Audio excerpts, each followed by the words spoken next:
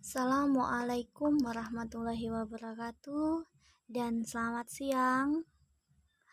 Halo everyone, bagaimana kabar kalian? Semoga sehat selalu ya dan tetap dalam lindungan yang maha kuasa. Oke, sebelum pelajaran ini kita lanjutkan, alangkah baiknya kita membaca doa dulu agar pelajaran kita berjalan lancar sampai dengan selesai nanti. Berdoa menurut kepercayaan masing-masing. Berdoa mulai.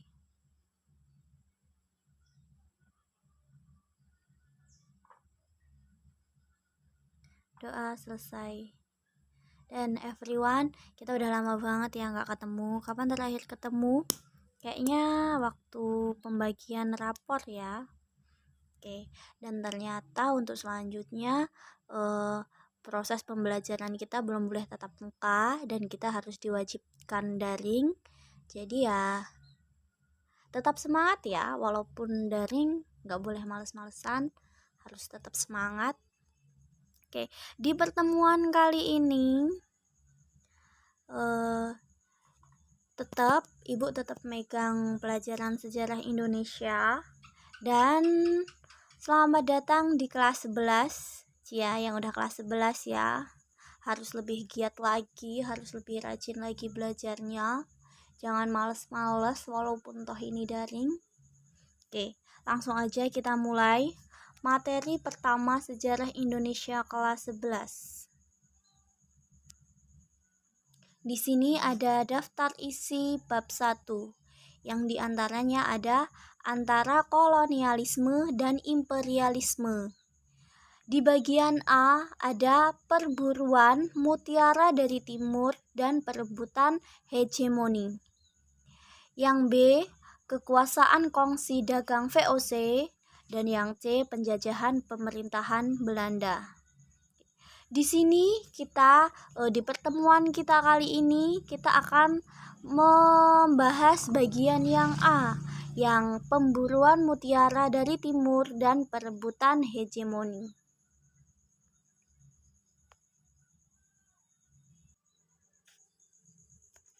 Selanjutnya di sini ada pembahasan pertama. Negeri kita yang terkenal dengan nama Indonesia ini juga dikenal dengan sebutan Kepulauan Nusantara. Sementara kaum kolonial barat menyebutnya dengan Tanah Hindia. Sejarah telah mencatat bahwa kekayaan Kepulauan Nusantara begitu luar biasa.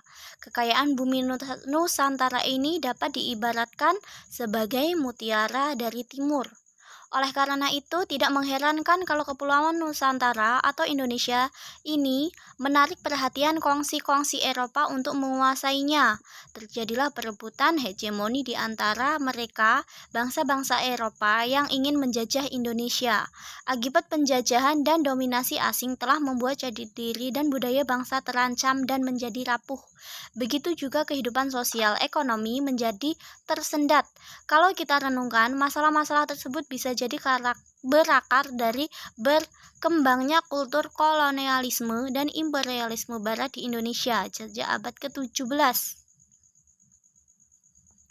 Nah, di sini disebutkan nama lain dari Indonesia itu adalah Kepulauan Nusantara dan ada lagi julukannya yaitu Mutiara dari Timur. Mengapa dijuluki sebagai Mutiara dari Timur? Karena sudah jelas ya, karena di Indonesia ini adalah negara yang memiliki rempah-rempah paling banyak di dunia. Ya, makanya dari itu negara Indonesia ini pada zaman dulu, zaman penjajahan, itu menjadi rebutan negara-negara Eropa. Karena apa? Negara Barat dan negara Eropa itu adalah negara yang sangat membutuhkan rempah-rempah. Tapi di sana itu sangat jarang atau mungkin tidak ada rempah-rempah itu.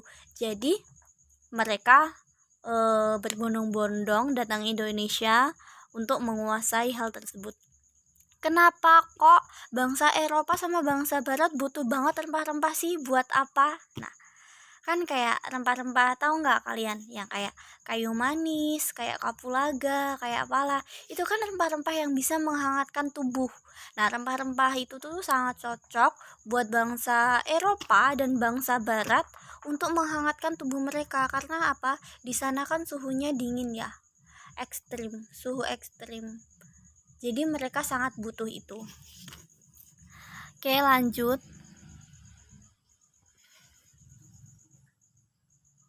Di sini di bab 1 ada antara kolonialisme dan imperialisme. Oke, sebelum kita lanjut, ada yang tahu nggak sih apa kolonialisme dan imperialisme? Ada yang tahu? Nah, gimana ini Ibu dengernya? Ada yang tahu nggak nih? Nah, oke, langsung Ibu jelasin aja ya. Kalau dengar kalian angkat tangan, tunjuk tangan juga nggak kelihatan, ya kan? Ibu jelaskan di sini kolonialisme. Yang dimaksud kolonialisme itu adalah penjajah yang datang dari Eropa maupun dari timur yang datang ke Indonesia untuk menguasai Indonesia. Dan sedangkan imperialisme itu adalah sebuah kebijakan di mana sebuah negara besar dapat memegang kendali atas negara lain supaya dapat berkembang. Catat ya, jangan sampai lupa. Lanjut. Di sini ada peta apa ini? Peta negara-negara yang telah datang ke Indonesia ya. Di situ ada Belanda, ada Spanyol, ada Inggris, ada Portugis. Lanjut.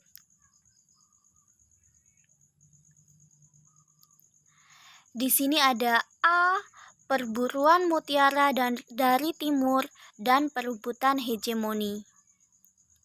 Di sini disebutkan peta tersebut menggambarkan proses kedatangan bangsa-bangsa Eropa ke Nusantara, menggambarkan proses perjalanan laut bangsa Portugis, menunjukkan proses perjalanan laut bangsa Spanyol, dan itu ada simbol lagi menunjukkan kedatangan bangsa Inggris.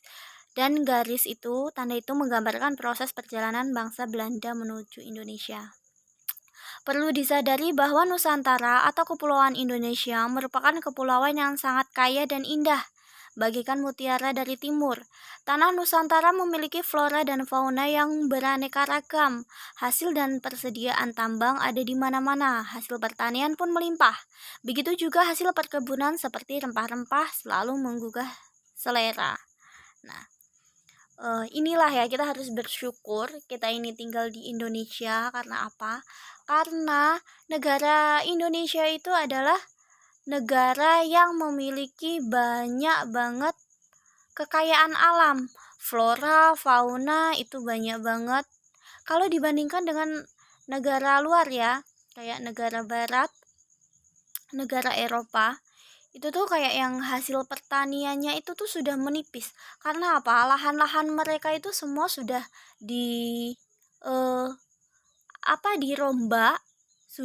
dirombak menjadi sebuah bangunan-bangunan, sebuah gedung-gedung. Jadi lahan untuk pertanian mereka, lahan untuk flora mereka itu tuh sudah menipis.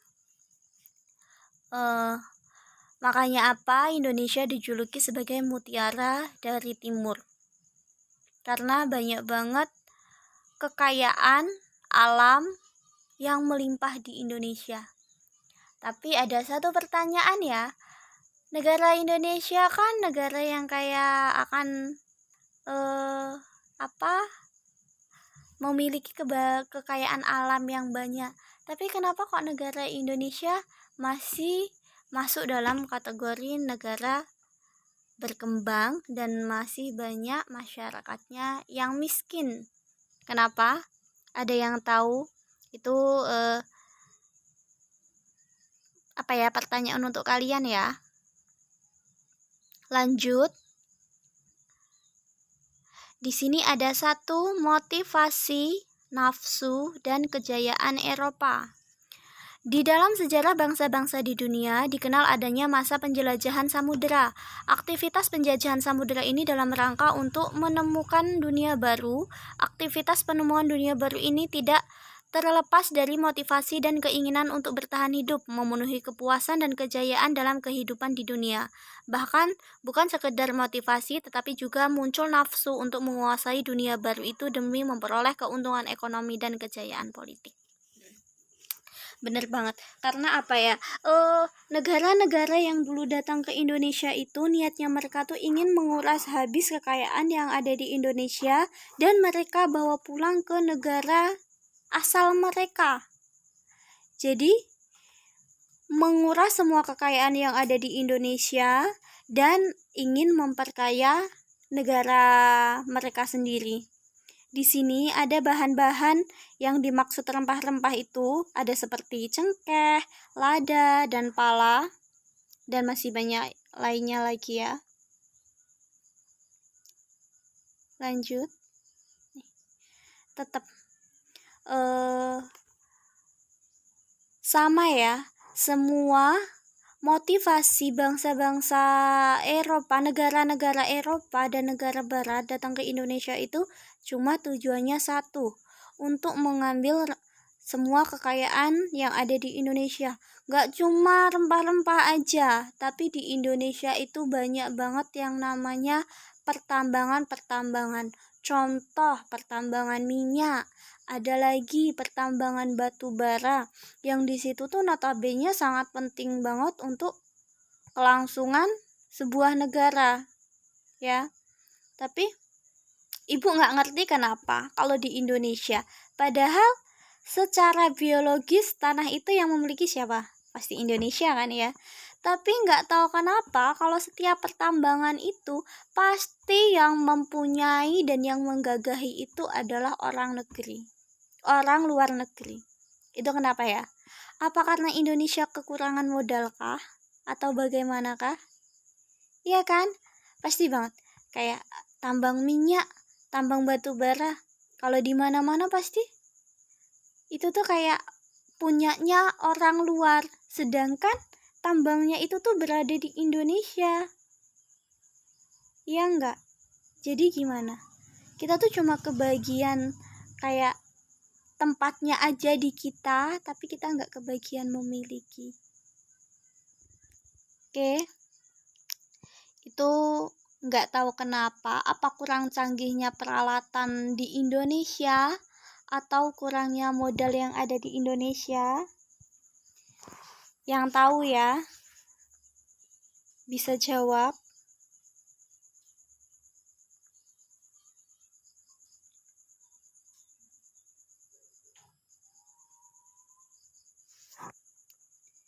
Oke, pertemuan kali ini sudah selesai, sampai situ aja, antara kolonialisme dan imperialisme.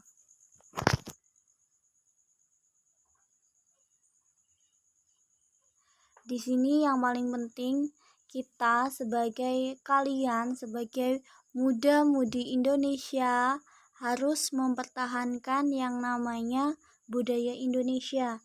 Yang di awal tadi pertama disebutkan bahwa apa tadi ini?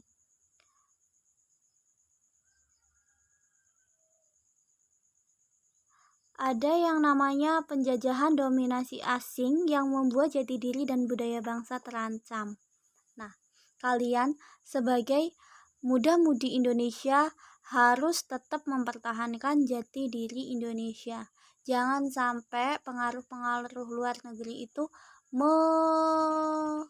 memanipulasi, menghapus jati diri yang ada di diri kalian sebagai orang Indonesia. Kita boleh sih mengikuti tren-tren sekarang, tren-tren luar negeri, nggak apa-apa karena wajar sekarang di era modern kan ya. Tapi tetap jati diri negara kita harus tertanam di dalam diri kita masing-masing. Oke, everyone. Oke, Ibu rasa pertemuan pertama ini cukup, karena untuk pertemuan pertama masih simulasi dulu ya.